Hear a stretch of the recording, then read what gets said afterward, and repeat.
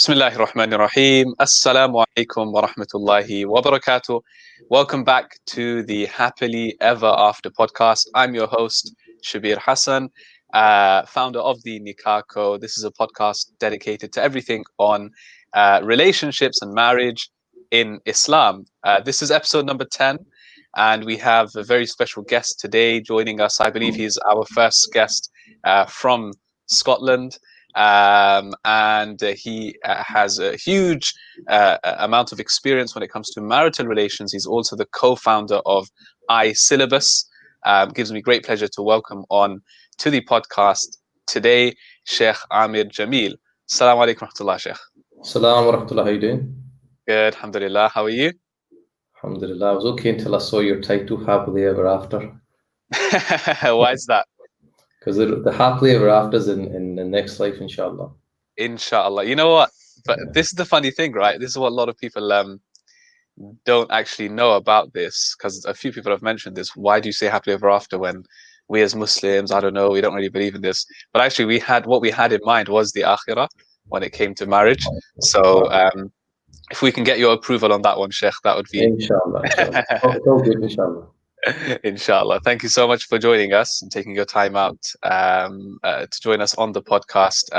What we're going to be discussing today, I guess, first and foremost, just to let our viewers know, viewer discretion, perhaps some of the content might be for a slightly more mature audience, because we will be discussing pretty much everything to do with what is known as the first night or the night of the wedding, right? And related to acts of intimacy as well. And though that is perhaps a complete kind of, a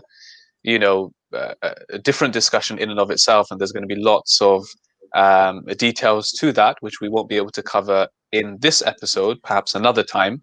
But we're focusing on the first night and everything related to it, which I'm going to fire lots of different questions at Sheikh so that he can hopefully enlighten us.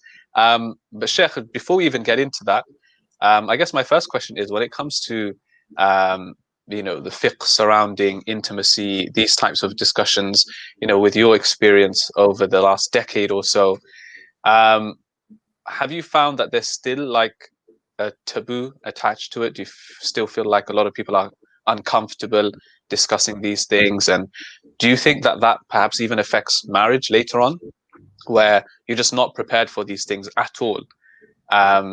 What are your thoughts on that? Let's start with that, inshallah.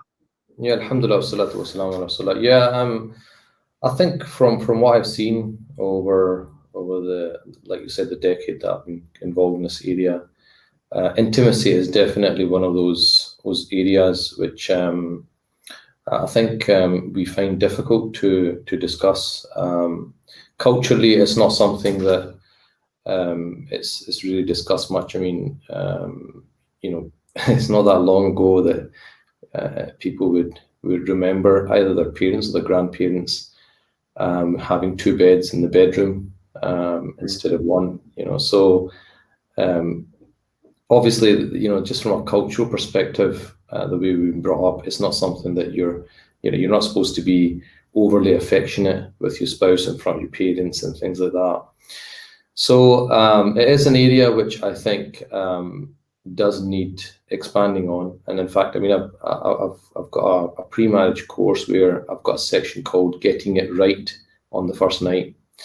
And the reason I put that in and gave it that title was there was two cases in particular which I remember dealing with, where basically things went wrong from the first night. And if you start off on the wrong foot, it's very difficult then, because if you have misunderstandings, you lose trust in the person, then you kind of playing catch up. And in the two cases that I remember, unfortunately, they ended in divorce. So I think then I realized that, hold on, people actually do need a bit of guidance on this, just some basic guidelines, so that things aren't going wrong so early on. So I think it is definitely an area which we need more discussion on. I think in recent years, there has been more discussion on the whole intimacy area. Yeah. My personal feeling is that it needs a bit of work, because it's almost like, we have extremes. So you have one extreme, you don't talk about it, and then the other extreme is like, let's talk about everything, and it gets very crude. Yeah. I find that I find that very often we, instead of being innovative and bringing up our own paradigm and our own view of things, which is balanced, which makes sense in the world we live in, we tend to borrow things from the secular arena, which is nothing wrong with them, reading secular knowledge and benefiting from it. But it's like if you just copy and paste. So what happens is they copy and paste it, throw in a few hadith and call it Islamic. And there's nothing Islamic about it apart from the couple of hadith, which may or not be in context. But the actual framework is completely secular. And I think that's a big problem. I recently did a marriage course, and that's what I was trying to do. I was trying to say, look, yes, there's beneficial stuff in these books from relationship experts, definitely. There's stuff from our tradition, but there has to come from an Islamic principled approach, where we know, you take the good and you leave the bad, but you have to know which bits are good, which bits are not. So I think is the issue. And I remember, this is even before I studied, I think during my studies, I was working, and someone had shown me a newspaper article, and it was the agony aunt section, right? The agony aunt, everyone writes it, the agony aunt, asking for advice, and it was from a Muslim asking this non-Muslim agony aunt. This is probably going back, either it's in the late 90s or early 2000s or something like that. It's a long time ago, right? And it was to do with an intimate aspect of Islam. And so this person's asking the agony aunt. The agony aunt comes back, like many journalists, I've read your Quran and I can't see anything that says it's not allowed. So yalla, no problem. Yeah. Although they didn't say Bismillah, they just said on you go. And I remember reading it, and I remember feeling very sad. I thought, how sad is it that this, I think it was a female, this female, Muslim female, has gone to a non-Muslim agony aunt to get an answer for a question which really we should be addressing. Why are we not addressing it? Why can't they go to the local scholar or the scholars they have access to and ask these questions? You see, so I think shyness has its place. We know that the Prophet said that every ummah's got a characteristic. The characteristic of this ummah is haya, modesty, but it's also blameworthy where it stops people from learning their faith. And so I think we've just, like you said, you've got to just be a bit more mature about these issues. So alhamdulillah, I'm happy to, you can ask me whatever you want. I'm not really fussed. There's no boundaries in that sense, inshallah. Appreciate that. No, I think you mentioned some good points there about there being two extremes. Let me know if you think this is a fair argument. This is perhaps what some may argue, for example, those who are looking to get married, those who are single, perhaps even engaged, that they may say, look, of course, when it comes to intimacy, this is only allowed within marriage itself, right? And outside of that, it's not, we could say, it's not encouraged, or perhaps it's not a good thing. It's not even allowed to discuss these things even with one's prospective spouse, during the engagement period, whenever, right, leading up to the marriage. So the question may be then, so what do I do in that case? Is it the case that I have to just reach out to a local imam or something like that? Because I don't really have any knowledge in this area. I don't know the do's and don'ts. Perhaps one could argue there's not even many books and materials on this. So what would your advice be to those that are just kind of looking to get some more knowledge within this area? I think preparation is always the key, isn't it? So you prepare, and this is an eventuality. It's going to happen, so it's better to get preparation. Obviously you can get advice from people that have gone before. That advice is not always sound. So I think there's nothing wrong with reading up on intimacy and things like that, and knowing, because the thing is, if you're from a background where you've not been going out with the opposite gender, you've not, you're still a virgin and so on, then you're not going to have that experience of the opposite sex in that department. So it can be daunting. It can be a bit scary, especially for females. Like, what's going to happen? What's going to is going to be painful? Is it going to be like this? Is it going to be like that? So I think reading up on this area is definitely a good thing, and you're doing it for a noble reason anyway. So it's not sleazy or anything like that. Yeah. And it is a part of it is actually a part of our faith. I mean, the scholars of the past, many people probably don't know this, but a lot of scholars in the past did actually talk about these areas in depth, and they were not shy, and you'll be surprised kind of things that they said. So it was almost like this is a part and parcel. It's like, the sexual appetite is no different from eating and drinking. It's the same pleasure we get from eating and drinking. Just like eating and drinking, there are certain things which are halal, certain things are haram. Eating and drinking, it's, if you don't do it the right way, it's not good for your body. If you do it the wrong way, it's not good for your body either. So it's got a lot of similarities, and it's necessary for your life. So it's absolutely a big part of marital life. In fact, I was just talking to a couple. Was it yesterday? I think it was yesterday, the night before, and they've drifted apart over a period of time, and the physical relationship was kind of suffering. So, and I made a point in saying, listen, if you're serious about reconnecting as a couple, that is also something you need to work at. You need to, physical. We are physical beings. The Quran says you're a garment for your spouse. So, this is the one person you're supposed to be extremely close to. In fact, you get close to in a way which you can't with another human being. So, there's a lot to it, and obviously there's a physical element to it, but there's also the emotional element to it. There's also a spiritual element to it as well. Imam Ghazali mentioned that obviously there's benefit of sexual intercourse, like having children, but he said the other benefit is that it gives you, that feeling, that high feeling, gives you a kind of a sample or a taste of what pleasure will be like in the hereafter. It's not the same, because we know from hadith that in paradise, ma la ayn ra'at wa la udhun sami'at, your eyes not seen, your ears not heard, wa la khatar wa la qalbi bashar.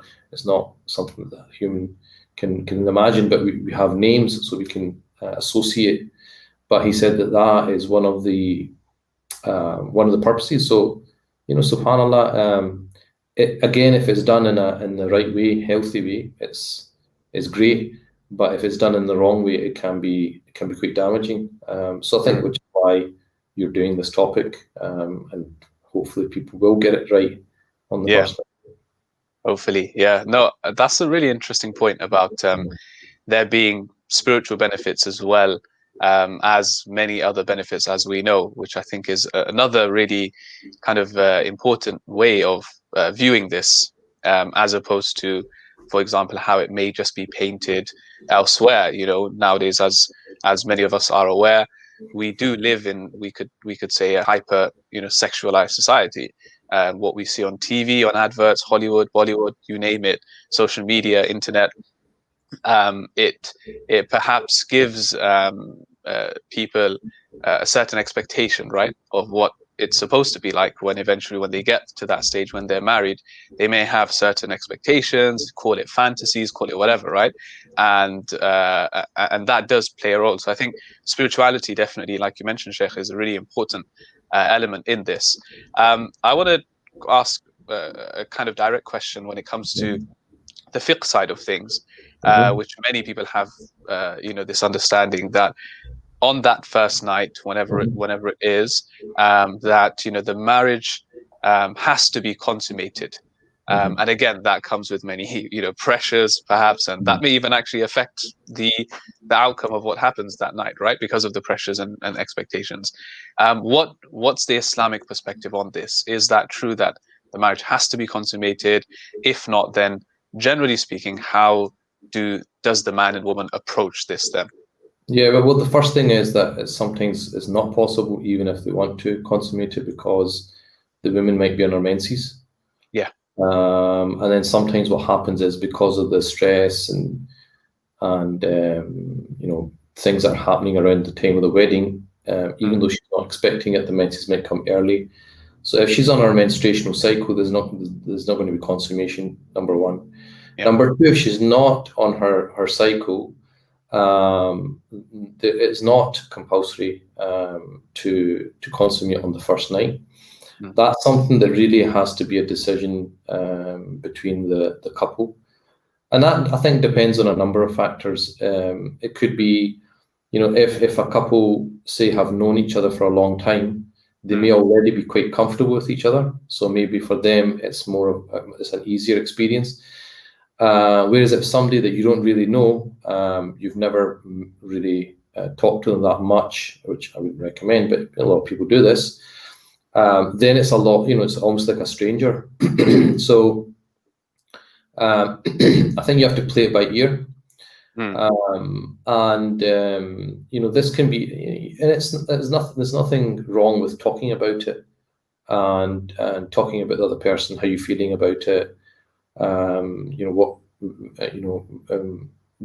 If the other, and then you should be honest enough to say, look, it's really just too much for me tonight, but we can maybe try tomorrow or whatever. But I think it's left to the couple to decide that. So that there's no, and the thing is, there's a lot of obviously myth here. One is that has to be done in some cultures. Unfortunately, it's almost expected that it will be done, and and so what they do is some cultures, what they do is they keep some blood, and they put some blood on the sheets and show them.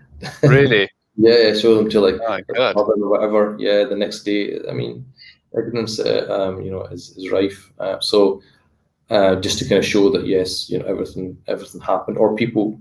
And this is not something that people should do, but people ask like their parents, whether was it consummated. You're not allowed to disclose these things.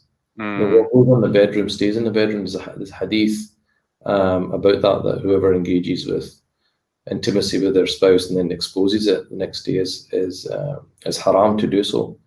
Yeah. So this is not something that you should be discussing with your parents or anybody. And this is, again, like you said, the culture, that people have, that this is something that it's okay to discuss with your friends, your sex life and things like that. So these are all things which, I mean, we're obviously affected by our environment, like you're saying, a highly sexualized society, false expectations of marriage in itself, just to be honest, of love itself. And obviously the intimate part of life as well. But this is where we have to come in and say, right, well, these things are okay, and where's the parameters, what's fine, and what's the things that we need to kind of stay clear of. Yeah, because that's another big thing. Speaking about what happens in the bedroom, right? Again, there's almost like a culture of this, discussing these things. Oh, amongst friends, or how did it go? And even to that extent, right? People asking. So I think that's another important point raised there. Just on that note, another question that came to my mind, Sheikh, which is like between the actual spouses, right? Let's say even if it's on the first night, or even before that, right, before they even get married, the nikah is done. There again, culturally speaking, there's this. If some people may want to ask, oh, by the way, so do you have a past? In other words, right? Do you have for example, are you a virgin, or have you been in past relationships? And some people, they actually want to know these things. What are your thoughts on that? Do you think that's a would you recommend that? Would you say stay away from that? For example, if someone was asked, do they have to disclose their past? What are your thoughts just around this, since we're on the topic? Yes, so that question, I've heard two perspectives from scholars on that. One perspective is that that basically you're supposed to cover your sins, and you're not supposed to reveal your sins to anyone. So if there's something in the past, say 5 years ago, and you regret what happened, and you did tawbah, you repented and you moved on, then you're supposed to leave it in the past and not bring it up again ever. So that's one perspective, one group of scholars. And another opinion I've heard from scholars is that because this is slightly different, it's not like your general sin of like drinking or something, or not praying, because this is intrinsically linked to the marriage itself, and it's such a big thing for people. It affects, like, their view on the marriage. Yeah. If it's something extremely important to that person, they're allowed to ask the question, and the person should be honest enough to give the answer. So that's two opinions I have come across. Obviously, people are free to go with whatever opinion they feel is appropriate. But for some people, it's just a really big thing, isn't it? And for them, it's a deal breaker. So if they just say, look, this is extremely, extremely important to me, I need to know this. Otherwise, if I find out later, it's going to cause havoc. Then there is that opinion from the other group that in a very polite way, or a very kind of without disclosing too much details, you can say. Another thing is to remember that if the couple were intimate on the first night, and they had full intercourse, but for example there was no bleeding, we're taught to have a good opinion of people husn al-dhan, because losing your virginity is not linked to bleeding. So the hymen could have broken for lots of reasons, sport, other things. So the husband shouldn't have a bad opinion of his wife if she says, "Look, I am a virgin," and he doubts her afterwards. He can't doubt her. He has to take her word for it. So I think that's important as well. And the thing of consummating, although I said you don't have to consummate the first night, but if it drags on like for a month, 2 months, then there's a problem there. So it shouldn't go on. I've dealt with couples where it's been a year and a half, so wow. Yeah, and you're like, oh, just like you said, wow, the same thing. Yeah. Like, wow, how did that happen? And it started like this, and then this happened, and then that happened, and then that happened. It just kind of keeps going on and on and on before you know it, a few months have passed, and then So I think it's important for people to understand that as well. Definitely, some really good points there, especially about how you mentioned about the hymen breaking, and it's not necessarily linked to intimacy. So having good thoughts, I think that's a really, really good point that you brought in there. In terms of let's just say when it comes to the act of intimacy, intercourse, whether it's on the first night, let's just say it's done afterwards, are there any things to keep in mind, again, from a spiritual perspective, Islamic practices? Like, for example, are there certain du'as that one should recite? Anything even in preparation for it, or during, after? Is there anything that you can quickly recommend based around that? So this is an area which is kind of between the husband and wife, whatever they feel comfortable with. Yeah. But just general common sense things, like ensuring that you smell nice, your breath smells nice, and so on. Yeah. So you're going to be very close to somebody. You want to make sure that it's as pleasant an experience for them as it is for you. There is a dua that, and it's actually a very important dua. It's not very long, but people need to remember it. So it's just one line: Bismillah, Allahumma jannibna shaitan wa jannib shaitan wa razaqtana.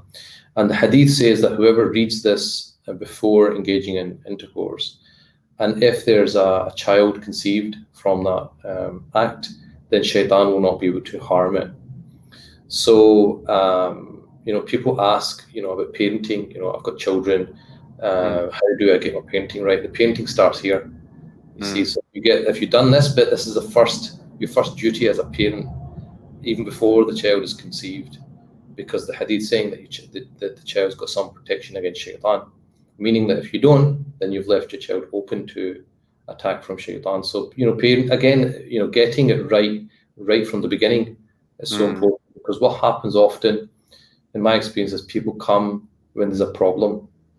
And what we want to do is educate people so that there is no problem, you see. Yeah.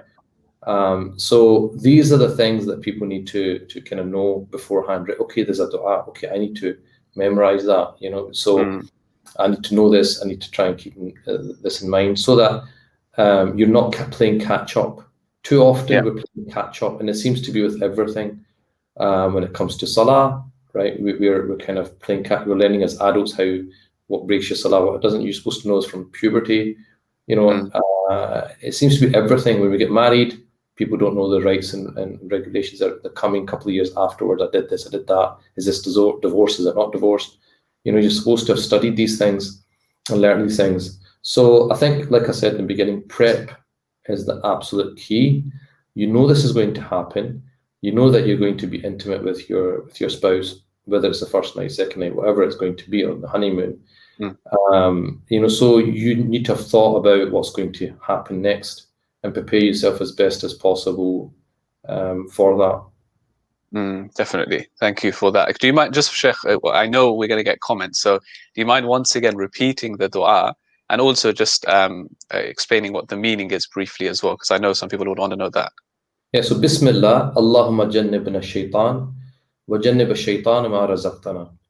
And you can probably Google it, you'll find it if you. Yeah. And basically what it means is, Allah kind of protect us from shaitan and protect us from, keep shaitan away from what you give us. In other words, the child. That's literally what it basically means. So that's an important, and that's what I was saying to you, that there is a spiritual dimension as well as being intimate. And the thing is, remember, if you do this all with the correct intention and in the right way, then all of this is recorded as a good deed. So you enjoy yourself.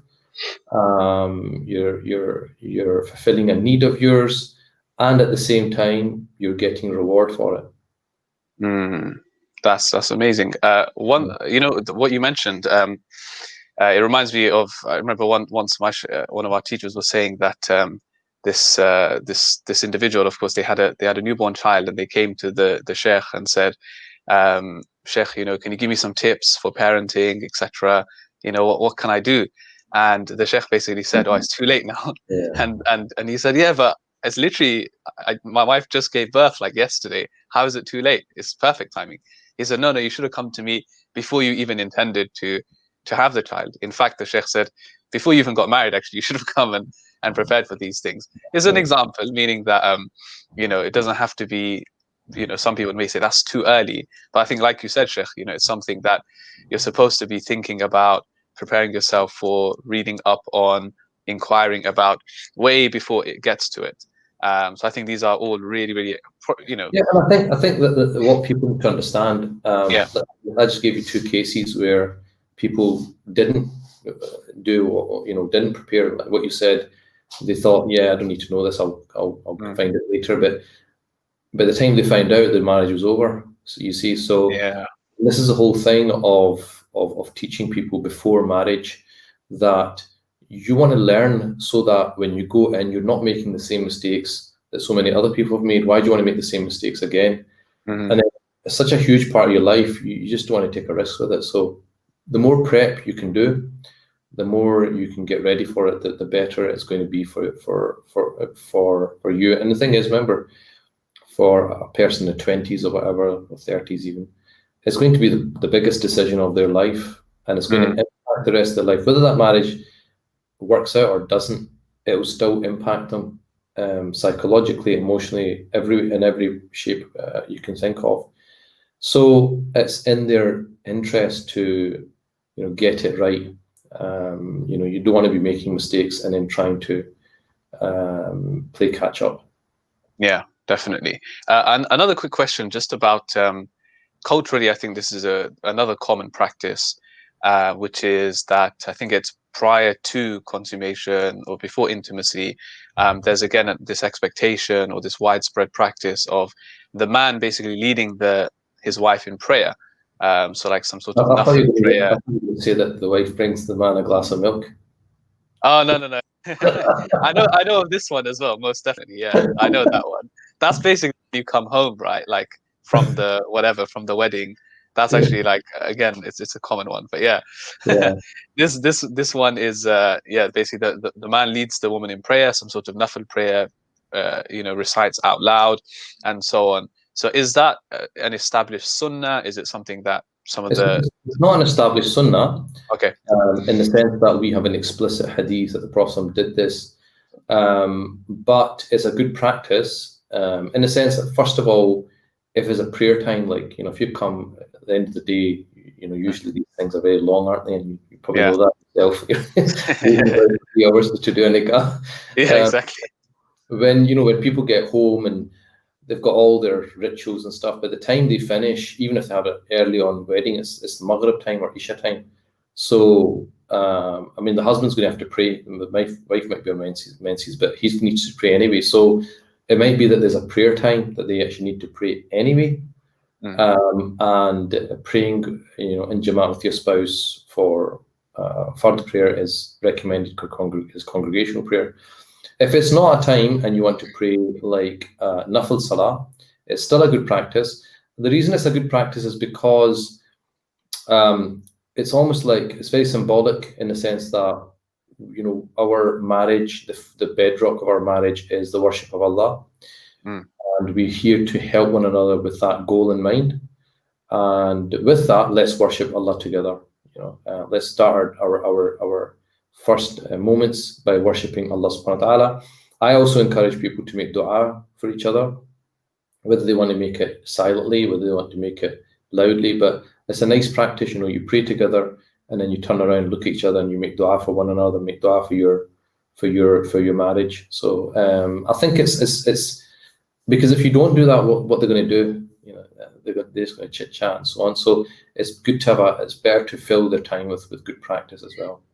Yeah, I can imagine lots of people listening, especially the single ones, are, yeah, as the youngsters say today, you're giving them the feels, Sheikh, like, the romantic vibes. Oh, make dua for each other, wake up each other for Fajr and so on. The standard Twitter ones. The dua as well. Yeah. Right. So yeah, no, but these are important things to know. Again, that it's not necessarily, to sum up, it's not a sunnah meaning from hadith, but perhaps there were certain righteous people and so on that used to do this, and it's become more of like a common practice, which, like you said, is a good thing, right? To pray with each other. And I think especially with the way that the world has gone with lockdowns and COVID and so on, where you're naturally spending a lot of time at home, I think, again, leading perhaps your spouse in prayer, or if you've got a family, children as well, I think that's also a very noble thing, to kind of cultivate that environment at home. I think that's another important thing. And again, since we're on the topic, when it comes to man and woman leading prayer, I know this is a bit off topic, but in terms of the fiqh, Sheikh, if you don't mind clarifying, does the woman basically pray behind the man, and what if they're praying individually separately? Is it okay for the man and the wife to basically pray next to each other? If you don't mind clarifying these small things. If they're praying their own individual prayer, they can pray next to one another. It's not a problem, because they're in two different salahs. If they're praying together in the same salah, they have two options. One is the wife stands directly behind the husband. If she wants to stand nearer him, then in the Hanafi school, she can stand next to him, but slightly behind. But there should be a gap of roughly about a person in between them. So there's a slight gap between them when they're playing congregation. But if they're playing the sunnah prayers, it can be closer. Yeah. Perfect. Yep, that makes sense. That will be useful for a lot of people. Also, just a few other things, Sheikh, because we've been through the du'as to recite, and the other practices in terms of leading the wife in prayer, and so on. Just off the top of your head, is there anything else in terms of practices, or even to be honest, just general tips as well that you'd like to share? Yeah, so I always recommend that people, if they are going to be intimate quite soon, that they should have discussed contraception. So you're talking about, before, is there anything that maybe they should discuss? I think they should discuss contraception. Say, look, okay, have you thought about contraception? Unless you want to, have a child straight away, which I do not recommend at all. Yeah. I believe that it's in the best interest of the couple to at least wait a year before they have children. Lots of reasons for that, because if things do go really horrible, which I've seen many times, as soon as there's a child involved, it becomes very messy. Number two, that it gives the couple time to cement their relationship. When the child comes along, the child becomes the focus of the relationship. So they need time, a year or 2 years, where it's just them, nobody else, so they can, have a good solid foundation, so that when the children come and other challenges of life come, they're strong, inshallah. So I would say that you should discuss contraception, because it could be, like, okay, she's going to be in the pill, or maybe she says, look, I can't be in the pill because it makes me ill. That sounds right, doesn't it? But anyway, whatever it may be in it, it's the fact that, one, don't just take it for granted that it's going to be this, because if you've not discussed it, it might be that you're found wanting on the first night and you don't have any contraception. So I think whether the contraception is going to be from the male's perspective or from the female's perspective, I think they should discuss that. At least in the early stages, because you don't want to get pregnant straight away. So I think contraception is a good one to discuss beforehand. And it also breaks the ice, to be honest, because it might be like the elephant in the room, that, okay, this is going to happen, but I don't want to say anything, this is embarrassing, right? But if you bring it up, and you can use my name, no problem, I was with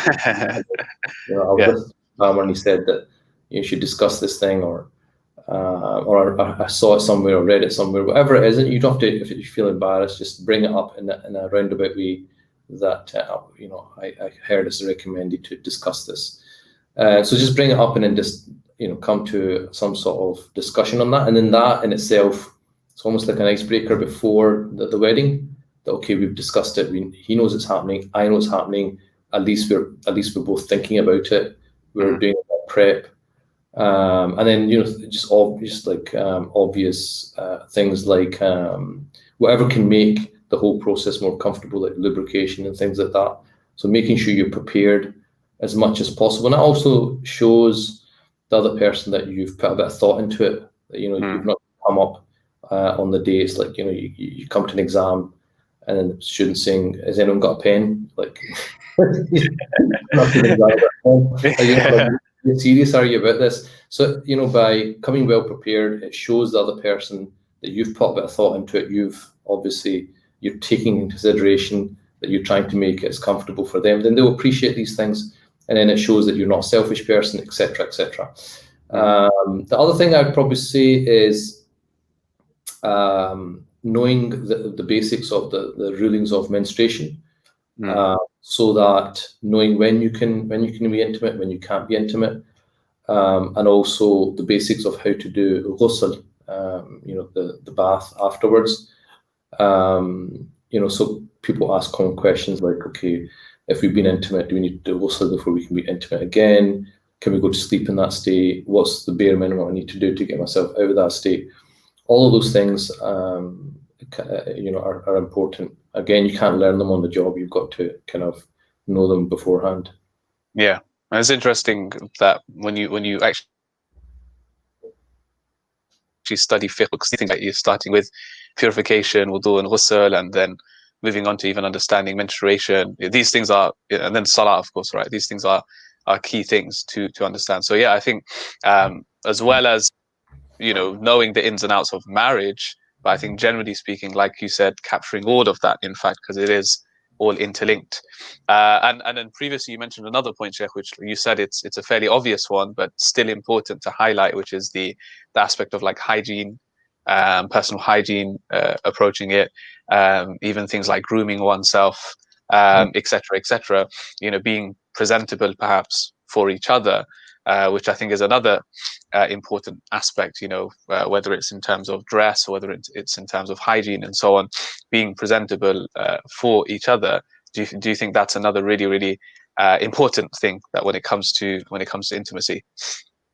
Yeah, so it's a very you're not going to be that close to anybody else, So if you're being intimate and you can smell, chicken karahi, from the hair, it might make you hungry, but it might put you off. You see, so if you've just been cooking a curry in the kitchen, and that you tend to be intimate, go and have a shower. It's going to take you 5 minutes. But people, I need to wash my hair and this and that. And yeah, but the thing is, do you want your spouse to be happy or not? It's all about making the effort. Ibn Abbas, the commentator on the Quran, he was one day standing in front of a mirror grooming himself, and they asked him, like, what are you doing?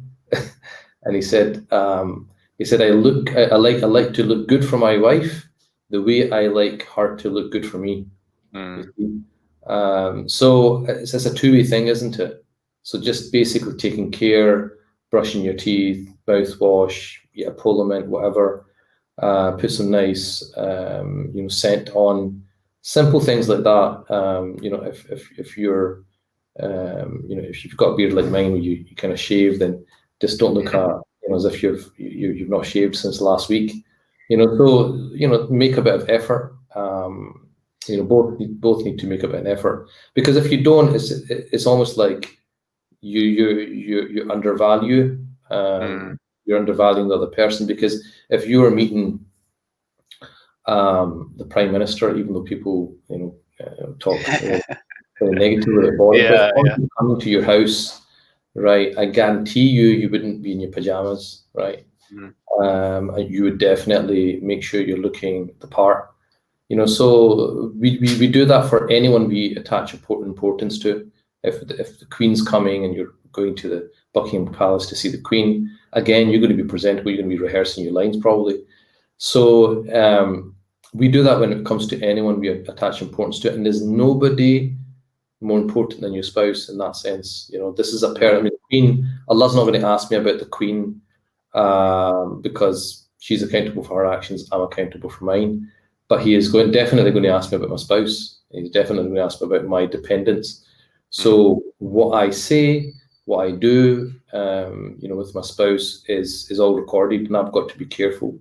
So this is a person that's not, somebody that has a lot of importance, and the importance, God has put it there. You see, Allah's put that importance. So that has always got something you've got to keep in mind. Your spouse is not any other person. The spouse has got a very special role in your life, and you owe it to them to make some effort. Yeah, I think it's just one of those things. Like initially, it might not mean much, but I think it's one of those things that if you keep repeating that offense again and again, and you're not really, looking the part, and you're not really investing that, then I think down the line it probably does eat away at the relationship, and it's something that may come up further down the line. Well, you don't make an effort for me, and so on. So I think it's important to like you said, invest from the very beginning, and make sure that you're actually making an effort, right? If you want to use that word, make an effort from the very beginning.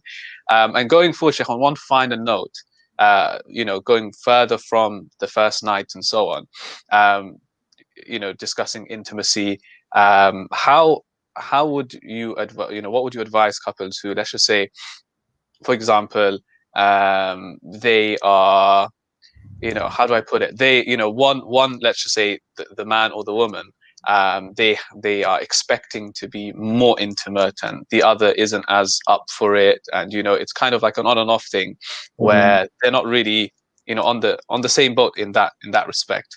So what kind of advice would you give just going forward, for the man or for the woman in this case? I think Communication is the key here. And you should be able to communicate with your spouse that, look, I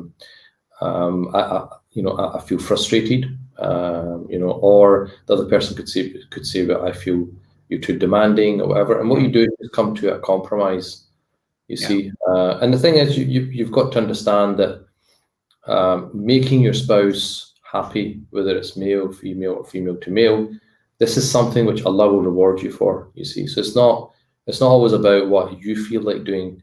It's about what how can I make my spouse happy, and if that makes my spouse happy and I'm not really up to it, or I'm not feeling it, then you'll get rewarded, because you made that extra effort when you didn't really want to. But I think that the key is compromise and communication. So, for example, could be let's just say that the wife is not in the mood. She's had a hard day with the kids or whatever it might be. She's tired. That's fine. Okay, no problem. You're tired. But what she can say is, look, I'm tired today, but we'll do it tomorrow. Right? We'll delay it to tomorrow. Or let me have a sleep in the morning. We'll see how I feel. You see, so that way the husband feels, okay, it's fine. It's not like it's the appointment's been cancelled. It's just been delayed. So a bit of give and take. I remember reading this relationship book. It was a secular book. It was non-Muslims, and a similar kind of scenario was painted. And what the writer says is, the situation he gives is, he tells his wife to go and have a nap for a couple of hours, and in the meantime he does the dishes, he does a hoover, puts the kids to bed, blah blah blah. She wakes up, she's refreshed, and she's in the right mood now. So it's like these little things, it's not rocket science. I was talking about this couple the other day. Again, it was very simple tips I gave them. It wasn't rocket science, but when you don't know, it makes a massive impact on your relationship, because you can't see how can I go forward from here. But it was just like, a couple of tips, and you're like, oh yeah, that's actually quite doable. So I think it's just trying to always think of ways of not making something bigger than what it is. And a lot of times when people avoid talking about things, that's what happens. People, frustrations build in the other person, misunderstandings. So they need to be able to be open with one another. Definitely. Yeah, no, all of these things that we've discussed today, I think they're really, really useful stuff. Like we said at the beginning, perhaps stuff that's not discussed as much, or maybe it is more recently, but definitely lots of things to think about for those that are looking to get married, and preparing. I think that's one of the key words that you mentioned, Sheikh, which is preparation well in advance and looking into these things and so on. And on that note, of course, you mentioned prep. You also mentioned you've got your own online courses available on demand for those that are looking to get married, and you've got a whole segment on getting it right on the first night, which I like as well. I like the rhyme behind it and the thought behind it, which is great. And that's on, I believe, Sheikh, you'll find that on amerjamil.com. Am I right? That's correct. Yes, yeah, you can get that. Yeah. Perfect. And that's all available on demand, inshallah. So for our viewers and listeners, inshallah, do check that out. Do check out Sheikh Amer, someone who's really, really experienced, someone you can extremely benefit from, inshallah. Check out his website. You can find the courses there. Otherwise, Sheikh Amer, Jazakallah khair for joining us. Thank you so much for your time. Really appreciate it. No problem. And thank you for all the tips and advice. Alhamdulillah, we're all able to benefit from this. For the rest of you, inshallah, more podcasts coming your way. Jazakumullah khair. And until next time, from myself, Shabir, from Sheikh Amer, we'll see you then. Take care. Assalamu alaikum wa rahmatullahi wa barakatuh.